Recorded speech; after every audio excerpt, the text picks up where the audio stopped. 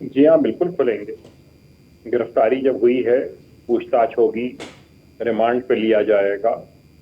और उमेश पाल हत्याकांड की शुरुआत से लेकर जब ये लोग बरेली जेल में मिलने गए थे, कैसे कैसे प्लानिंग हुई, प्लानिंग में कौन कौन शामिल है, किस तरीके से हथियार मुहैया कराए गए, किस किस का उसमें इन्वॉल्वमेंट है, अतीक के और कौन कौन लड़के उसमें इन्वॉल्व हैं, कहाँ इस समय छिपे हो सकते हैं, कहाँ कहाँ कहाँ इनकी संपत्तियां हैं।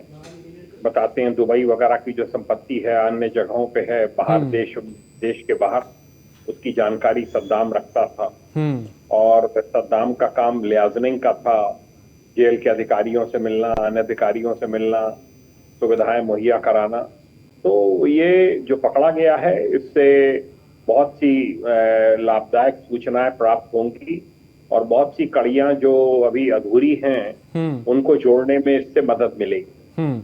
चूंकि गुड्डू मुस्लिम भी फरार है उस हत्याकांड के बाद से, उमेश पाल हत्याकांड की बाद से, शाइस्ता भी फरार हैं। अब जाहिर है ये अगर गिरफ्त में आया है तो एक एक कड़ी को जोड़ के पूरी चेन को कहीं ना कहीं शिकंजे में लिया जा सकता है, और कई राज जो हैं खासकर अतीक और अशरफ से जुड़े हुए जो उनकी मौत के बाद दफन हो गए थे, उनसे भी पर्दा उठेगा।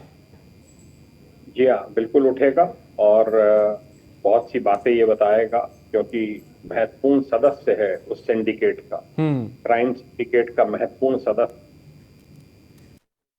बरेली में एक मुकदमा भी कायम है और इसी मुकदमे के तहत इसे गिरफ्तार किया गया है। कौन से मामले में इसने शूटर्स को मिलवाया था, क्या उमेश पाल हत्याकांड या उसको? जी हाँ, उमेश पाल हत्याकांड के सभी शूटर्स को ये लेकर जेल में गया था, जहाँ वो सभी मिले थे अशरफ से और काफ़ी देर तक जेल के अंदर रहे थे। ये सफल ऑपरेशन कहाँ से अंजाम दिया गया, कहाँ से इसको पकड़ा गया, क्या कर रहा था वहाँ पे? ये इस ऑपरेशन को STF यूपी की बरेली यूनिट ने पूरा किया है। ये लगातार उसको ट्रैक करने की कोशिश कर रहे थे और दिल्ली के मालवीय नगर क्षेत्र में DDA फ्लैट से फाइनली इसे गिरफ्तार करने में कामयाबी हासिल हुई, जहां ये अपने महिला मित्र के साथ रह रहा था।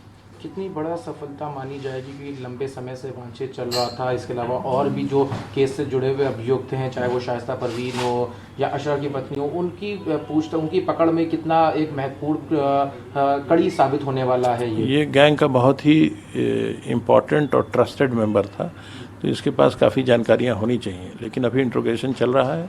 जो भी इंट्रोगेशन से जानकारी होगी उस पर हम एक्शन भी लेंगे और आपको अवगत भी कराएंगे। इसके ऊपर क्या कुछ इनाम भी घोषित है? इस पर 1 लाख का इनाम ADG जोन बरेली द्वारा घोषित किया गया था। अभी तक क्या प्राइमरी कुछ बता पाया कि शाइस्ता वगैरह के बारे में, गुड्डू बम्बास के बारे में या कुछ ऐसे? अभी इंट्रोगेशन चल रहा है, इंट्रोगेशन के बाद हम आपको अवगत कराएंगे।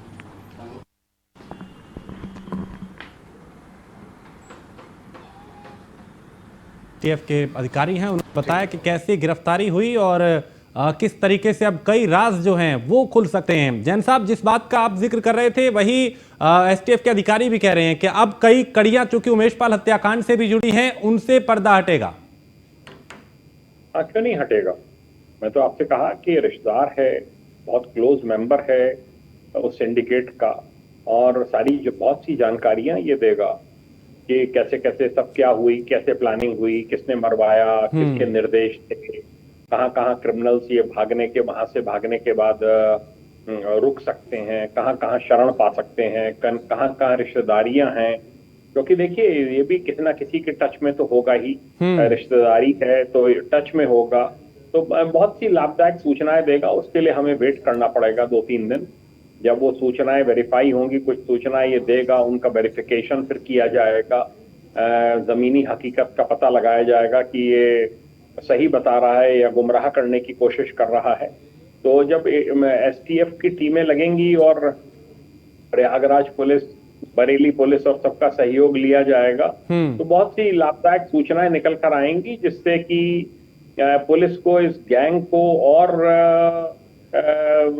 कंट्रोल करने में भविष्य के लिए मदद मिलेगी। ठीक। नीलेश, अब चूंकि अब तक शाइस्ता का भी कुछ पता नहीं चल पाया, गुड्डू मुस्लिम भी फरार है, अब सद्दाम की गिरफ्तारी के बाद वो कड़ियां भी कहीं ना कहीं जुड़ सकती हैं जल्द।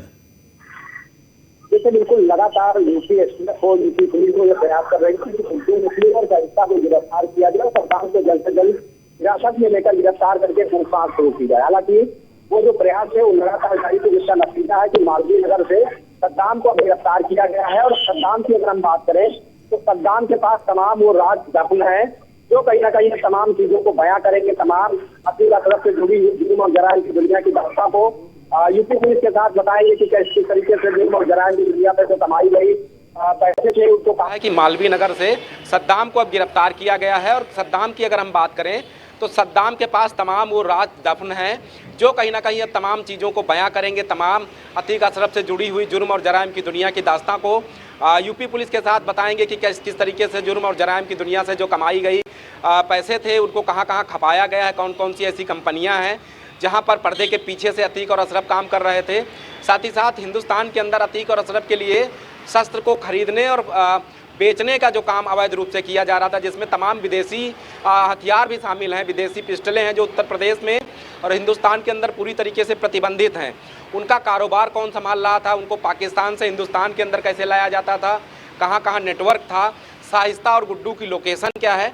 जब जो सद्दाम है उसको रिमांड पर लिया जाएगा, तो रिमांड पर लेकर पूछताछ शुरू होगी तो कहीं ना कहीं तमाम कड़ियाँ जुड़ सकती हैं, क्योंकि पुलिस के लिए भी बड़ा सरदर्द है। लगातार लोग भी सवाल कर रहे हैं कि क्या उत्तर प्रदेश पुलिस जो कथनी उसकी है उसमें और करनी में तमाम फ़र्क है, क्योंकि ज़मीनी स्तर पर जो दावे पुलिस की तरफ से किए जा रहे थे कि गुड्डू मुस्लिम को जल्द से जल्द गिरफ्तार किया जाएगा, शाइस्ता को गिरफ्तार किया जाएगा और इस पूरे नेटवर्क को तोड़ने का काम किया जाएगा। ऐसे में उमेश पाल हत्याकांड की अगर हम बात करें तो महीनों गुजर गए, लेकिन शाइस्ता और गुड्डू मुस्लिम की लोकेशन का पता अभी तक पुलिस नहीं लगा पाई है। तो ऐसे में सद्दाम का गिरफ्तार होना अपने आप में एसटीएफ के लिए, यूपी पुलिस के लिए राहत भरी खबर जरूर है। अब देखना होगा कि सद्दाम कौन कौन से ऐसे कारनामे हैं जिनसे पर्दा हटाता है, शाइस्ता और गुड्डू की लोकेशन के बारे में क्या बताता है, अतीक अशरफ के गैंग से जुड़े हुए कौन कौन से ऐसे लोग हैं जो अभी भी उत्तर प्रदेश और उत्तर प्रदेश के बाहर सक्रिय हैं, और अतीक और अशरफ के जो गैंग के लोग हैं वो कहाँ कहाँ उनका नेटवर्क कहाँ कहाँ से जुड़ा हुआ है, कौन कौन से ऐसे लोग हैं जो सफ़ेदपोश हैं जिन्होंने इस पूरे हत्याकांड के बाद जो है इन लोगों की मदद की थी। उन तमाम पहलुओं से पर्दा हट सकता है। फिलहाल देखना होगा जब रिमांड की अर्जी डाली जाएगी कितने दिन की रिमांड मंजूर होती है, रिमांड के दौरान सद्दाम कौन कौन से राज से पर्दा हटाता है।